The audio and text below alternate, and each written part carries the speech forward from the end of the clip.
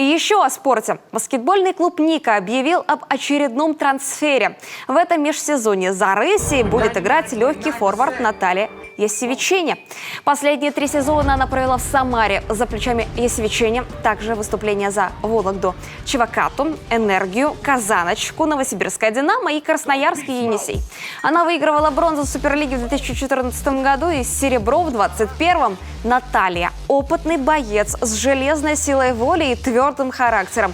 Такие игроки, как правило, здорово проявляют себя в ответственный момент. Уверен, что мы в этом убедимся на ее примере не раз в новом сезоне. Добро пожаловать в Нику, подчеркнул президент клуба Руслан Семенюк. Растут, дичают, набирают вес. Так коротко можно описать будни спасенных медвежат из Коми. Сейчас косолапый дуэт находится в Тверском центре спасения медвежат-сирот. По словам сотрудников центра, медвежата продолжают питаться кашей и растительными кормами.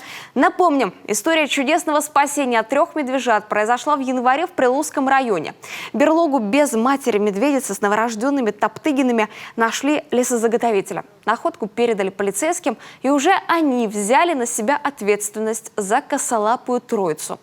Правильно выбранная тактика кормления спасла жизни лесным везунчикам. В феврале один из медвежат умер.